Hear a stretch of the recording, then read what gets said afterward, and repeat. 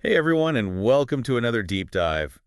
Today we're going to be talking about healthy habits and unpacking some really interesting stuff from the English Globe podcast. It's good. Have you ever wished there was some kind of magic formula for transforming your life? Uh-huh. Wouldn't that be nice? Right. Well, there might not be a magic wand, but building healthy habits is pretty darn close. I think a lot of people are looking for those huge overnight changes, but the real magic is in those small, consistent actions. Exactly. It's all about building those healthy habits as the foundation for everything else. It's like building a house, right? You got to start with a solid base. Exactly. You wouldn't start with the roof. Nope. And healthy habits are that base for, well, pretty much everything. They impact our productivity and our well-being. They even shape who we become over time. Okay, so let's make this real for everyone listening. Imagine starting your day feeling rushed and already behind. Does that energy just magically disappear? No, not really. Nope. It sticks around and affects everything. Our work, our mood, how we interact with other people. Exactly. But even a small, intentional routine can totally shift that. A sense of calm and purpose at the start can ripple out and have a huge impact on the rest of your day. Okay, I'm sold. But building new habits, it can feel so overwhelming. Where do we even begin? It's funny because starting small is actually the secret weapon. Really? Yeah. English Globe talked about that, and it kind of blew my mind. It seems counterintuitive, right? Shouldn't we be going big or going home? Well, that might sound good, but think about it like a snowball. At the top of the hill. Yeah. It's tiny. But with each roll, it picks up momentum, more and more snow until bam! Avalanche. Wow, I love that visual. So those small actions we often dismiss. They can snowball into massive changes over time. Okay, so we got to start small. Got it. Our brains kind of resist huge changes. They just feel way too overwhelming. Yeah, I could see that. But small changes, those are doable, even on your busiest day. English Globe had this example about exercise, just starting with 5 minutes a day. I remember that. I mean, 5 minutes. Even I can find 5 minutes. Exactly. And what happens is once you start, that momentum builds and you prove to yourself, hey, I did it. And that can lead to 6 minutes tomorrow and then 7. It's about building that confidence through consistency. Speaking of consistency, let's be real for a second. Staying consistent is a whole other challenge. You are not alone. Everyone struggles with that. Okay, good to know. It's not just me. So any tips? I think habit tracking can be a total game changer. English Globe really emphasized that. Every time we repeat a behavior, the neural pathways in our brains get strengthened. Interesting. It's like carving a path through a forest. The more you walk it, the easier it gets to follow it. I love that. So it's about intentionally creating that path and not getting sidetracked. Exactly. Did you try out those apps they mentioned? Habitica and Streaks? I downloaded Streaks, and it's actually really cool. Visually seeing that progress, those streaks building up, is surprisingly motivating. I know, right? It's like we're wired for those little achievements. They are. It's totally built in. And let's not forget to celebrate those wins, no matter how small. Definitely. Okay, but what about those times when willpower just isn't enough? Oh, yeah. We all have those days where motivation just goes out the window. Right. So what do we do then? Willpower is fickle, so we need to go a little deeper and understand how habits actually work. The behavioral psychologist, Dr. Lisa Smith, from the episode, had this framework called cue, routine, reward. It's pretty brilliant, actually. Okay, I am all ears. So it's basically a sequence. A cue triggers a routine, and then we get a reward. And the reward, of course, reinforces the entire loop. So give me an example of what that looks like. Okay, so let's say your cue is finishing your morning coffee. The routine is writing for 30 minutes. And then your reward is that feeling of accomplishment and creative flow you get after a good writing session. Ah, I see. So we can consciously design these loops to work for us instead of against us. Exactly. You choose cues that are already a regular part of your day, like brushing your teeth or getting to work. Make the routine itself something enjoyable, something you look forward to. And then the rewards. Make sure they actually resonate with you. I'm loving how this is all starting to sound like we're hacking our brains. So tell me, what were some of Dr. Smith's other insights that really stood out? Well, she really emphasized patience and self-compassion, especially at the beginning. Makes sense. New skills always take time to develop. Habits are no different, really. And, beating yourself up only makes it harder to stay motivated. Yeah, it's so easy to get discouraged, when we slip up or don't see results right away. Definitely. But it's about progress, not perfection. Yeah, exactly. Speaking of progress, did you find that case study from the English Globe episode resonated with you? Oh, the one with Dr. Smith's client. Yeah, the one who completely transformed their fitness routine. Absolutely. I mean, starting with just 5 minutes of walking a day and then eventually building up to a full workout. It's pretty amazing. It really shows that those tiny actions done consistently can lead to huge results. It is inspiring for sure. And it highlights that transformation as possible one step at a time. So true. But even with all the best intentions and all this knowledge, we're still going to hit roadblocks. It's just part of the journey. Oh, tell me about it. Life loves to throw those curveballs our way. It does. You think you're all set with your new morning routine, and then bam, you hit snooze and you're scrambling out the door. Ugh, yep. And sometimes it's not even a big external obstacle. It's Right. that little voice in our heads. Totally. That voice is so good at coming up with excuses. Too tired, too busy. Ugh, the struggle is real. So how do we outsmart that inner saboteur and actually get ourselves moving? Well, remember that principle of starting small. Yeah. It applies here too. Like, make the barrier to entry so ridiculously low that you almost can't say no.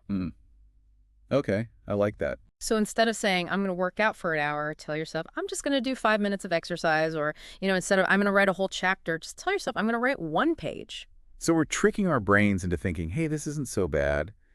And then hopefully we just keep going. Exactly. Because a lot of times overcoming that initial inertia is the hardest part. Once you're moving, you often find you actually want to keep going. That's true. Okay, so we've tackled the starting hurdle, but what about those inevitable setbacks? We're all human. We're going to slip up. Yeah. How do we deal with those moments without, spiraling into that I've ruined everything mode? Yeah, that all or nothing thinking can be so destructive. What if instead of seeing those slip-ups as failures, we looked at them as data points? Data points. That's an interesting way to look at it. How does that help? Well, instead of beating yourself up, you approach it with curiosity. Like, ask yourself, what happened there? What triggered me to go off track? What can I learn from this so it doesn't happen again? So it's like we're becoming scientists of our own behavior.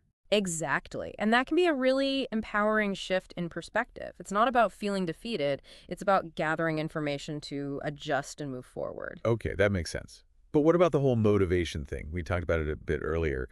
But staying motivated over the long term can be so tough. It really can. And I think this is where tapping into intrinsic motivation becomes key. Remember how Dr. Smith talked about the importance of aligning our habits with our values and our goals? Yes. Yeah. It's about finding that deeper why that fuels our commitment. Right. Because when your habits are rooted in something that truly matters to you, something that resonates with your core beliefs, it's a lot easier to push through those moments of resistance. Yeah, it makes sense. Like if I'm trying to eat healthier just because I should, it's going to be way harder than if I'm doing it because I actually value nourishing my body and having more energy. Exactly. It's not about forcing yourself to do something you dread. It's about making choices that align with the person you want to be. Okay, that makes a lot of sense. But how do we actually find that why? How do we go about connecting our habits to our core values? Well, I think it all starts with self-reflection. Like, take some time to think about what really matters most to you. Okay. What kind of person do you want to be? What kind of life do you want to create? What are your priorities? That's a good point. I think we often get so caught up in the doing that we forget to pause and actually think about the why behind it all. Exactly. And once you've identified those core values, you can start to look for ways to align your habits with them. For example, if you value personal growth, maybe you choose habits like reading, taking online courses, or going to workshops. Right. It's about making those connections between your actions and your values. It is. Okay, so let's say we've done the self-reflection, we've figured out our why, we've got some habits in place that align with our values. What happens when, even with all that, we still struggle to stay motivated? It happens. It definitely happens. And this is where having a system in place can be super helpful.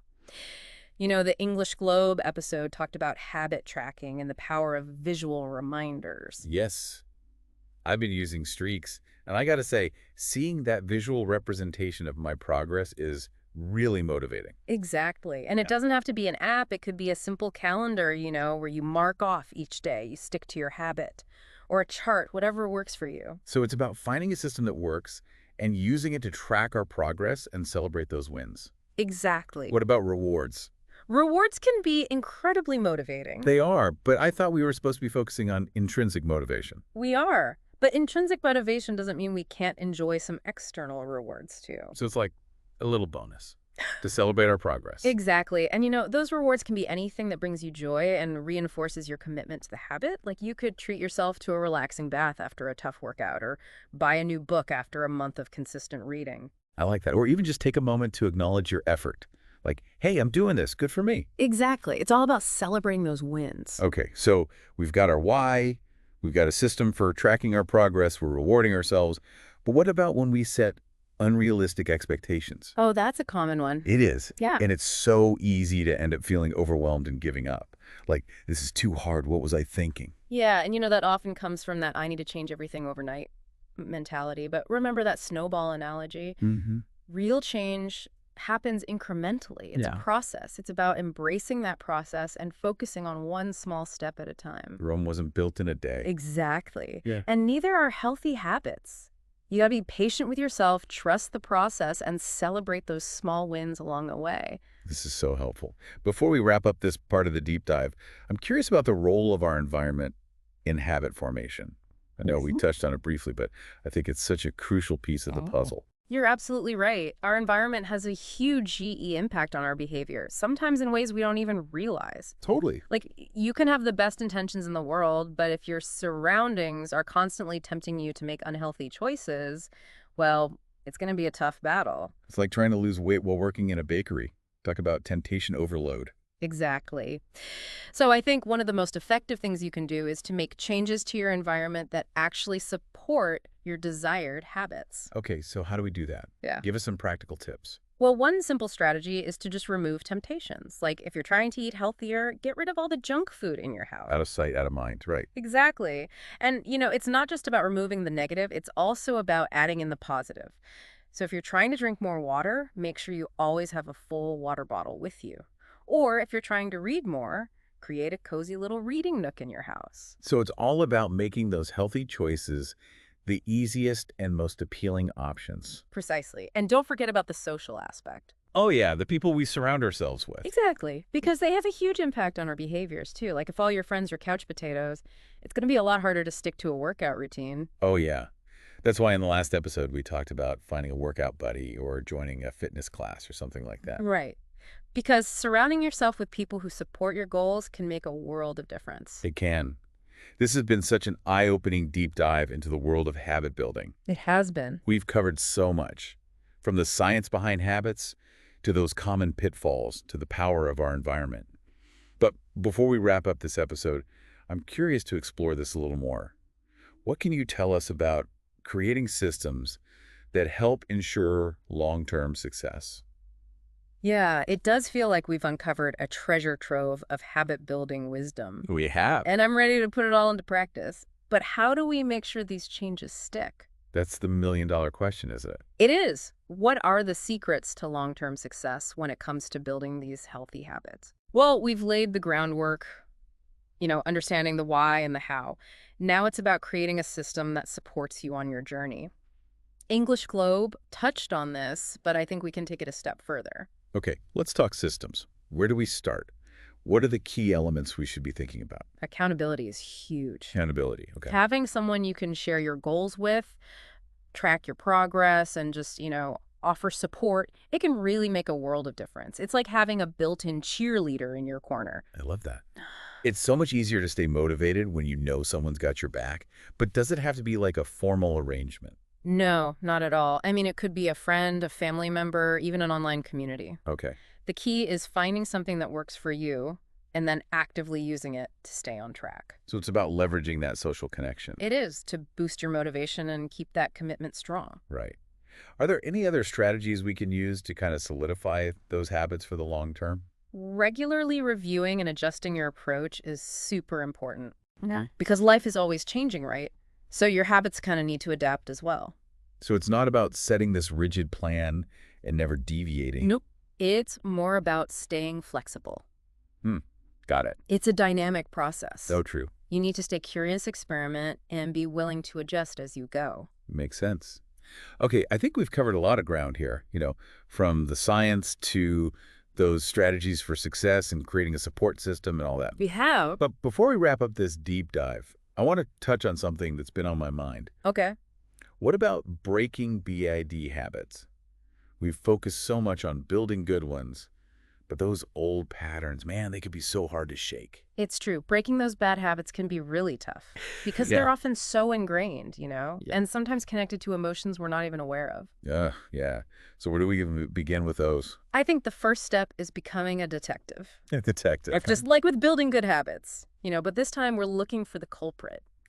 Interesting. What do you mean? Those triggers that set off the unwanted behaviors. Ah, got it. What situations, emotions, even people tend to precede those bad habits? Okay. And once you've identified them, you can start to come up with strategies, Like what? either avoiding them or, replacing the bad habit with a healthier one. So, for example, let's say I realize I tend to snack when I'm stressed. Does that mean I need to, like, avoid stress altogether? Huh. Well, that would be nice, but probably not realistic. It's great to have healthy ways to manage stress, but it's also about having a plan, right, Right. for those times when it pops up. So instead of reaching for the chips, make sure you have a healthier option handy, like some fruit or cut up veggies. So it's about disrupting that automatic response Yeah, and replacing it with a more intentional choice. exactly. Ah, And just like with building new habits, breaking old ones takes time and effort. You're going to slip up. It happens. But the key is, to be kind to yourself, learn from it, and keep going. This has been such an amazing deep dive. I feel like I have a whole new perspective on how habits work, Me too. and I'm ready to put all this knowledge into action. That's great. And remember, this journey is ongoing. It's not about reaching the finish line and then you're done. Right. It's about constantly learning, adapting, and growing. I like that. You're going to have ups and downs. Yeah, for sure. But with patience, persistence, and that willingness to experiment, you can create a life that truly reflects your values and your aspirations. Couldn't have said it better myself. So true. Well, hey, if we can transform our habits, imagine what else is possible. Thanks so much for joining us on this deep dive into the world of healthy habits. We hope you found it valuable, and we encourage you to keep exploring and experimenting and celebrating all those wins along the way. Until next time, remember, even small changes can lead to extraordinary results.